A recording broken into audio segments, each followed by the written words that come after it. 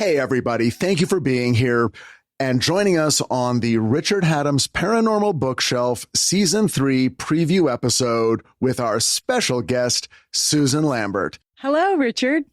So we've established this before. The format of how we do this is you ask me questions, I answer them. Hopefully we can all get out of here with our lives. Let's hope so. So, Mr. Richard Hatem, what can listeners expect? You really upset. Okay. Seriously, Richard. Yeah. Yes. What can listeners expect from this season 3? Okay. Season 3 is going to start with communion. Okay. It's a two-parter. So the first 2 episodes will be about Whitley Strieber's communion. And I've mentioned that before, but I do want to let you guys know that, in the middle of the season, we have a really cool book by Sam Knight called The Premonitions Bureau, which it just came out a few years ago. If you haven't read it, read it. I actually think this one would be a good one to read before you listen to the episode. You don't have to, but you can certainly do it, and it will not hurt your enjoyment of the episode. And then, and I haven't mentioned this to anyone yet, but we're going to end the season with another 2-parter, and it's going to be The Hungry Ghosts by Joe Fisher. Now, this is a book that Scott and Forrest on Astonishing Legends and I covered on their show a couple years back. And it's a book that we all really love. It truly is maybe the scariest book I've ever read. And I'm really excited with how the 2 episodes came out. So that'll be at the end of the season. So that's a few of the books we're going to cover. That is so amazing. I really think, no, I'm seriously excited, except that I will not be listening to Communion. Why not? I've never read the book. That's okay. And I don't want to read the book. Well, you don't have to. That's why you listen to the episodes. No, I'm very afraid of that book. Okay. Because that's the book that when Dan Povenmire lost his mind after we lost time, he read that and he lost his mind even more.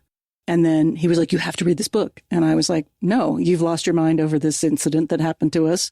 And I don't want to lose my mind.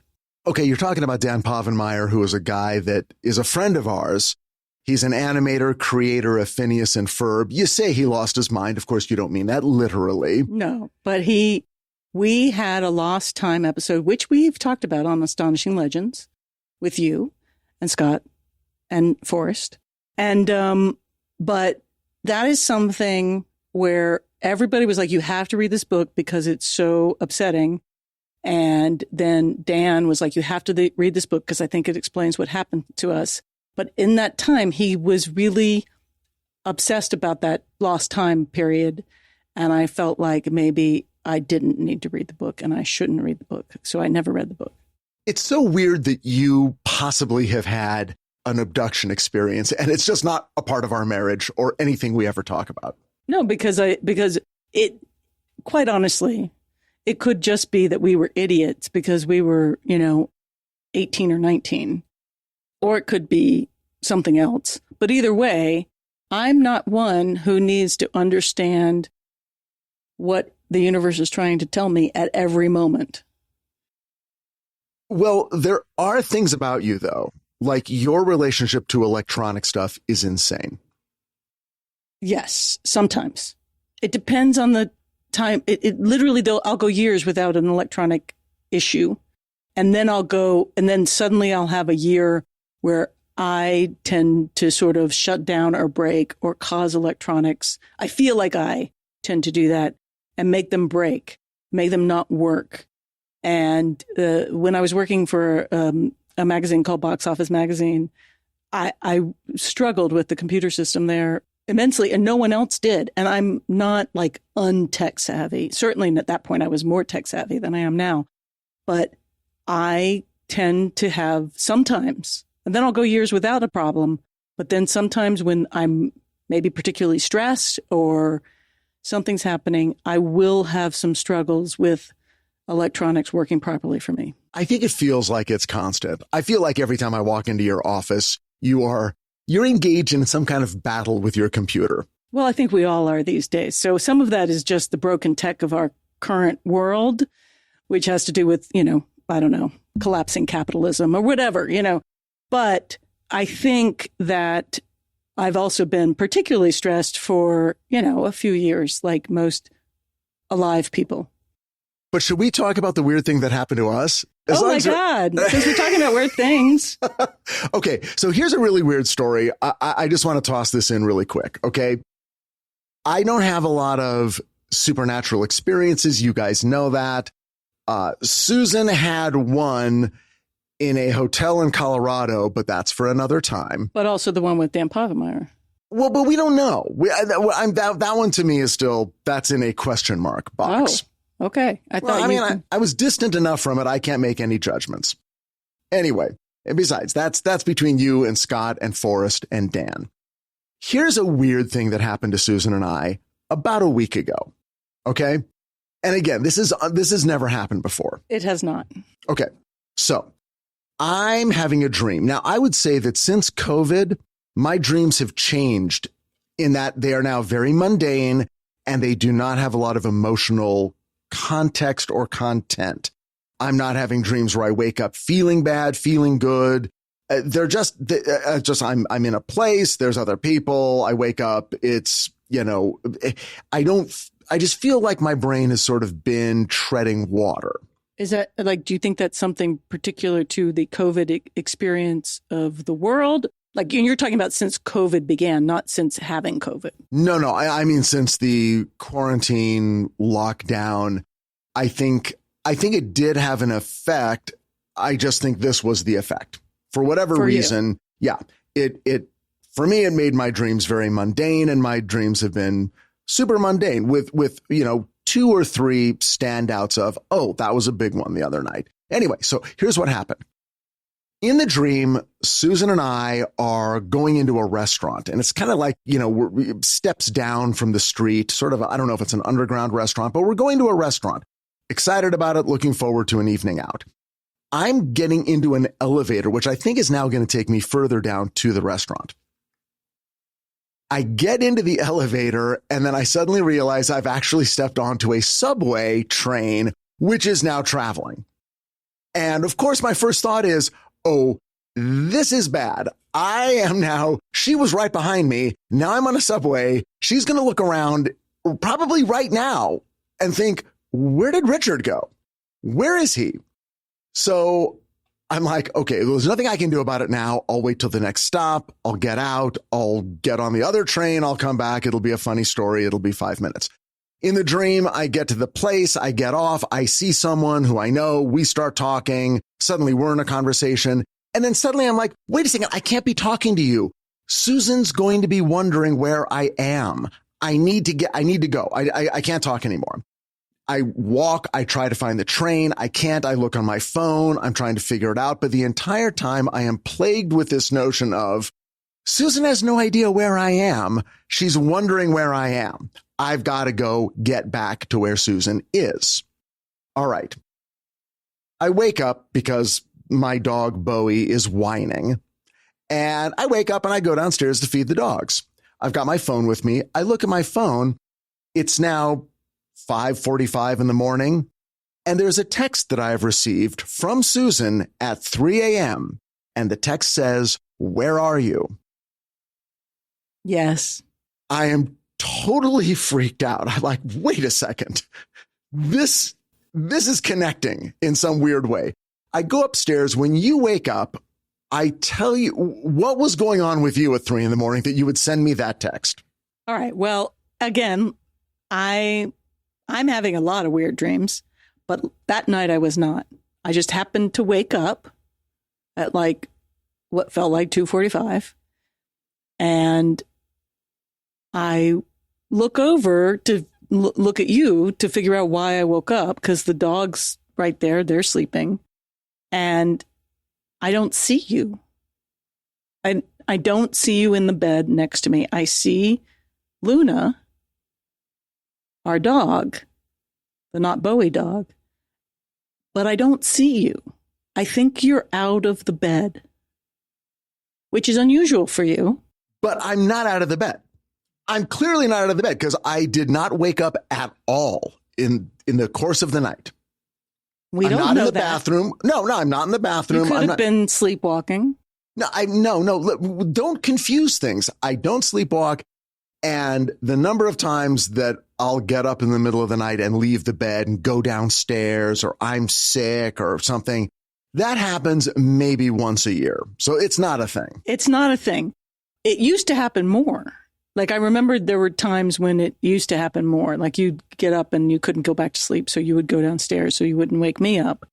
But that's what I think has happened. Like I think that when I look over and don't see you, and I don't know why I don't see you, but I didn't see you. Now, to be fair, I don't have very good vision without my glasses on, and I don't sleep with my glasses on. So I just didn't see the presence of you. It's not like you saw the covers thrown back and an empty space. I feel like there was an empty space. Okay, go on. Okay, so I just am like, where is he? He must be downstairs. I hope he's okay. Should I get up and go find him? And then I was so tired, I didn't want to. So you were so concerned, you texted me and went back to sleep. I texted you and I fell back to sleep. Now, to be fair, that's it. You know, we're tired. It was and it may have been a dream. You weren't that worried. It may have been a dream. I was worried enough to text you. I felt weird texting you. I remember being like, well, what am I going to do? Should I go down? I'll just text him. And if something's going on, he'll let me know. By texting you back while you're asleep. You don't know that I went right back to sleep. Oh, okay. But here's the thing. I had to be so sure you were out of the bed that I was sure you were downstairs. And that is weird. That is weird. That is totally weird. That's the end of the story, folks. We don't have an explanation beyond that. She woke up, didn't see me, texted me. I'm asleep all night long, having a dream that I am somewhere else, and Susan is wondering where I am. I'm not sure you didn't sleepwalk, and you wouldn't know it if you did. You slept walk. I saw you gone. You had a dream that you had to get back. You tried to get back, so you got back in bed, and then you woke up a few hours later. There's nothing to back that up, folks. Just want you to know I don't subscribe to that theory. It was weird. It was weird. I really did think you were not in the bed. Otherwise, why would I have texted you? Hey, do you have more questions for me? I do. Okay. Do you have any announcements of what's coming up also in the year of season 3? Yeah, actually, I do. I talked about this in another episode in the intro section, but I want everyone to know that I'm going to be at the Mothman Festival this year. It's going to be September 20th and 21st. In Point Pleasant, West Virginia, the same place it's been ever since its first year in 2002. Now, no one has ever said, oh, we have a Mothman Festival because of the movie. But I got to tell you, the movie came out in January of 2002. And then in September of 2002 was the first Mothman Festival. Not taking credit for it, just saying there may be a connection. Now, I've wanted to go all these years, and it's occurred to me, oh, maybe on the 10th anniversary. Well, maybe on the 20th anniversary. But, we have kids that go to school in September. I've usually been on a show where I'm working in September, so it's never worked out. But this year, Jeff Wamsley, the guy who runs the thing, got in touch with me and said, would you like to be here as an official guest? And I said, break open that wallet. And lo and behold, I'm going to the Mothman Festival. And so am I. Oh, wait, you're going too? I am. Wow, look at this. We're going to go together. This is going to be great. There's going to be merch. We're going to be all set up. Hopefully you guys can make it and I can see you and meet with you. I'm going to do some sort of presentation there. Jeff and I haven't talked about exactly what.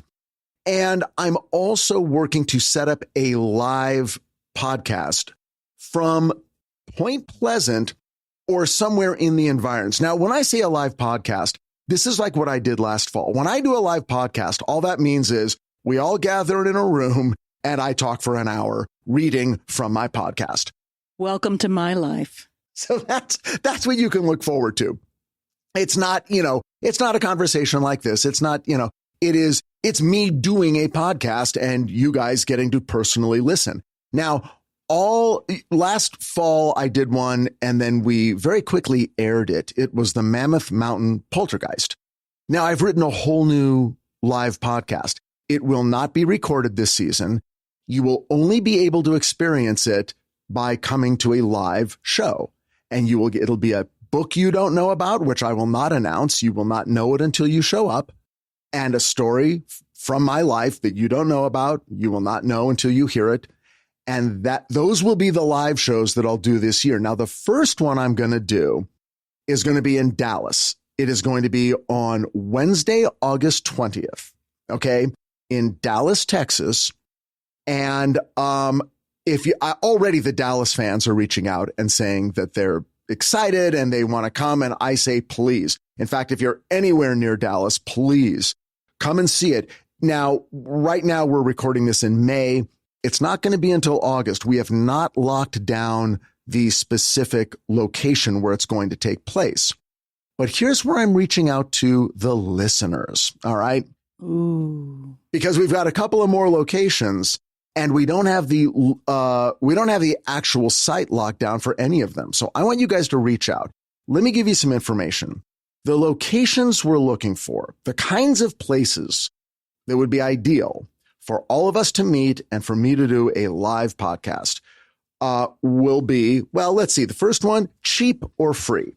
That's a big one. Yeah. Yes. Cheap or free. Let's go. Yeah. Haunted would be great. A cool, interesting haunted location would be great. That is also cheap and or free. Sound good? That sounds good to me. Not too haunted, though. Not too haunted. Okay, just guys. A little haunted. A little, just like some fun haunted. Fun haunted. Fun haunted. What would be fun? Haunted. Okay. That means nothing happens while we're there.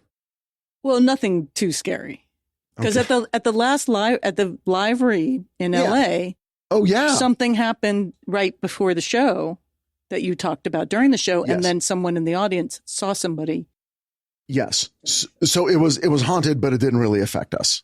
No, I didn't see anything. So as long as I don't have to experience it, I'm good. Okay, well there you are, folks. So cheap, haunted, cool, and here's my thing: it should be a place with cocktails. Or cocktails allowed. So it can be like, and some of you have reached out saying, hey, there's this craft beer place that's got a room in the back and people do live shows and there's music and authors do readings and stuff. And that's great because you can buy a drink at the bar and then wander into this room and, at a specific time, we'll do our thing. So that would be great. Or a place that allows alcohol. So I will bring stuff and I'll make drinks because everyone knows I do that, and I'm happy to do that. So those are the requirements, all right? Please reach out. Here's how you reach out. You can either email me at this email address, richard@richardhatemsparanormalbookshelf.com, which is basically the email when you go onto my website and you go to contact and it says, email me. That's the email address, richard@richardhatemsparanormalbookshelf.com. So that would be one way you can contact me. And the other way is to stop on by, join our Facebook group. We have a private Facebook group that I am telling you guys is the best, coolest place on the internet. The internet is this new thing. There's only a couple dozen places to go. This is one of them I think you're going to like. Oh, well, I mean, the 80s TV Ladies Facebook page is and the 80s TV Ladies is cool too. That's my wife's podcast. That's Susan Lambert. That's a good one too. But I'm really pushing the Richard Hatem's Paranormal Bookshelf one. I think you're going to like it. The people are kind. All we do is talk about books and ghosts and cats, and then that's pretty much what we do, and that keeps us busy all day and night. So come on there and reach out. Or any other way you can think of to let me know of a location that you think would work. Now, let's be honest, folks. I'm looking at a place that can hold anywhere from, I'd say, 25 to absolute maximum 50 people. Okay. If you can find a place that works in that range, let me know. And again, what are the three things? Free, haunted, and cocktails. Well, that sounds fun. So I have a question. So we're going to nail down a place in Dallas. Yeah. So if you know a place in Dallas, where else are we thinking of going? So here's what we're going to do, because we're going to be at the Mothman thing anyway. Yeah. The Mothman thing is on the weekend of September 20th and 21st in Point Pleasant. So here's how it's going to work. We're going to travel from there to Washington, D.C. We're going to do a show Monday night, September 22nd in Washington, D.C. And Tess Feifel actually said she might help us find a place. Oh, we love Tess. We love Tess. But if you guys know of a place, we'll reach out anyway, and we'll put all that intel together. Then we're going to travel the very next day to Baltimore, Maryland, and do another show on Tuesday, September 23rd. The very next day, Philadelphia, Wednesday, September 24th. Then we're going to head up to New York. New York City, the greatest city in the world. Take one night off to see a show that you're dying to see. This is totally you. What are we going to see? We're going to see Waiting for Godot with Keanu Reeves and Alex Winter. I mean, come on. I've never seen the show live. And it's going to be Bill and Ted in Waiting for Godot. Now, this is so funny because this is not like you're not a huge Keanu head, but you're a mild Keanu head. I'm a mild Keanu head. I like sad Keanu. Sad Keanu, okay. But anyway, Waiting for Godot, you're going to get it. Anyway, the point being is that for some reason, I got a notice. I get a lot of notices about shows in New York and shows everywhere. But for some reason that came in and I felt the need for the guy who starred in Speed. Oh, God. Oh, God, I can't take it. All right. Anyway, so we're going to take one night off. We're going to go see that. Thursday, September 25th, we're dark. No show. We're going to go see Keanu Reeves. Or join us at Waiting for Godot. Yes. Or there you go. Our child Owen is in New York. We'll probably see Owen. And then the next night, Friday, September 26th, there'll be a live show in New York City. Somewhere in the New York City tri-state area. Right. Might be Queens. That's where Owen is. But we'll be there somewhere. And again, I am reaching out to you guys. If you have a place that you think would be cool, all right? What are the three things? Once again, free, fonted, and cocktails. Let us know. All right. Those are the dates. So once again, the dates: Washington, D.C., Monday, September 22nd. Baltimore, Maryland on Tuesday, September 23rd. Philadelphia, Pennsylvania on Wednesday, September 24th. And then skip a day and it'll be New York City, Friday, September 26th. And that will be if we're still talking to each other. I will be there. Susan will be there, and don't worry, even if we're not talking to each other, she'll be there. You'll get to meet her too. No, yeah, it feels a little bit like we're an indie band and I'm your groupie.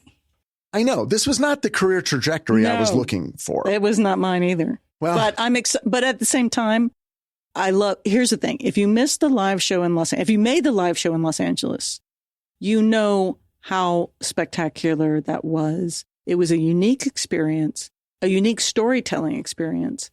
And I am inclined to like you and like your stories, for reasons.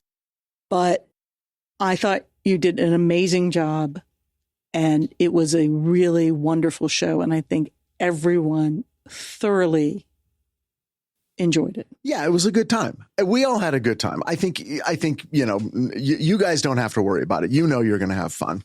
And I would love to see you. And it'll be fun to debut a show that no one's seen or heard. So I know I'm excited about that because, I'm excited. I know, because this one's about you. All right. No, that's not just the only reason. I actually don't love the ones about me because I'm very private. I'm like a mushroom. I'm under a log.